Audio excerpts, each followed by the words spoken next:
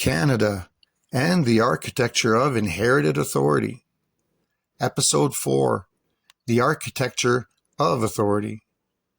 By the time the constitutional machinery of 1867 is set into motion, what is being constructed is not a beginning, but a consolidation of layered authority that has been building for centuries. The system does not appear all at once. It emerges like an engineered structure, each component resting on older instruments of control: charters, patents, seals, commissions, and delegated offices that trace back through imperial administration. The language used at each stage gives the appearance of transition, but the underlying mechanism remains consistent.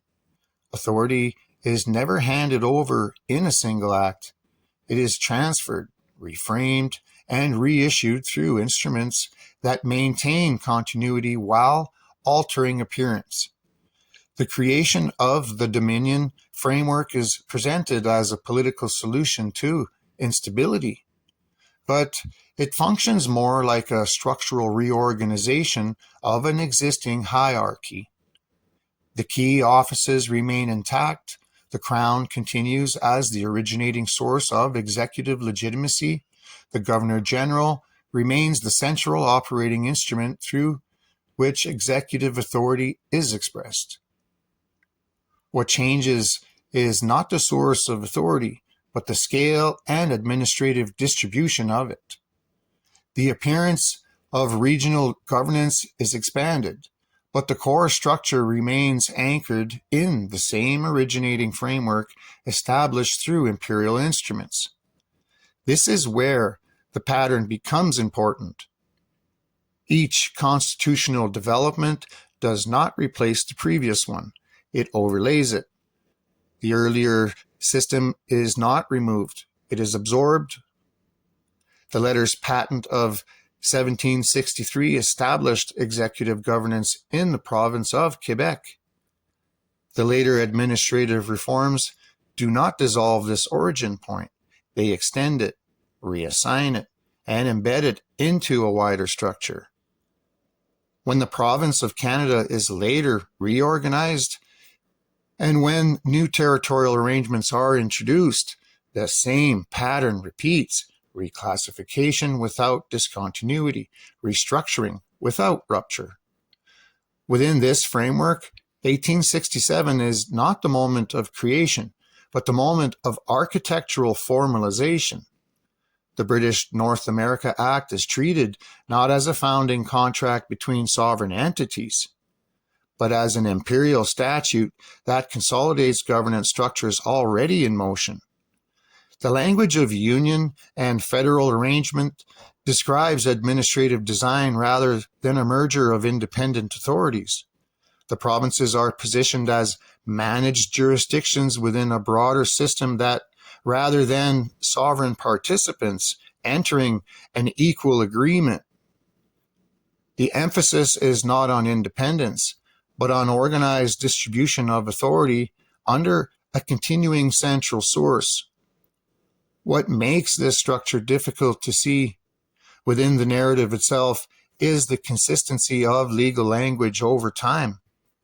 Terms like Crown, Her Majesty, Dominion, and Province appear to evolve in meaning, but remain anchored in institutional continuity.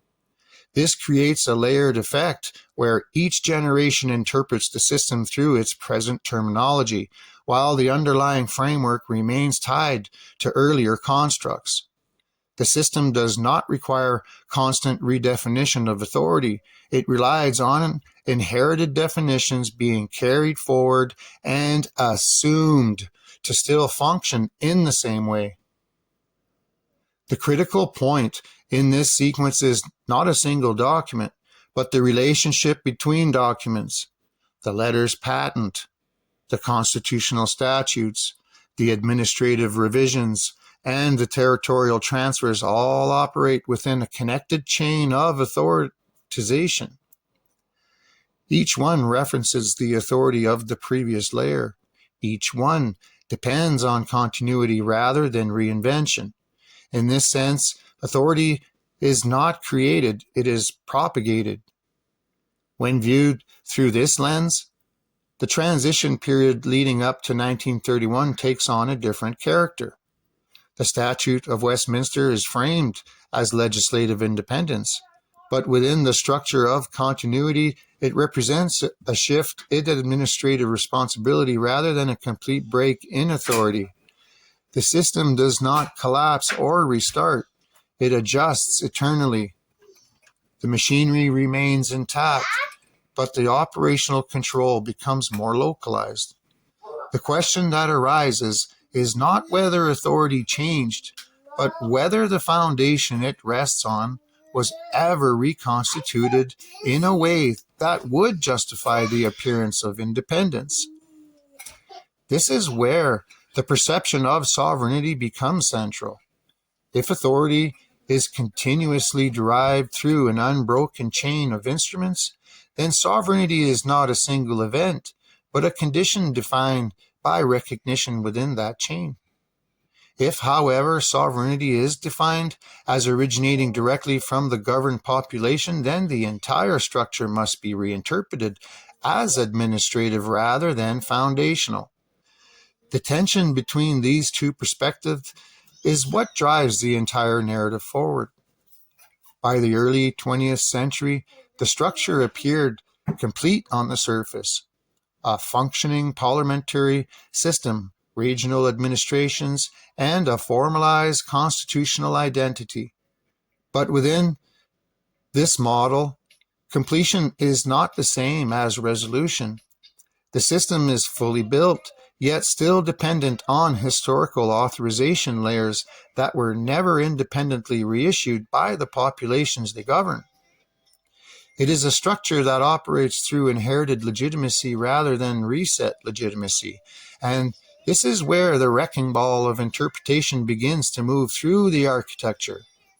Each instrument, when traced backward, leads not to a singular moment of creation by the governed, but the successive acts of delegated authority.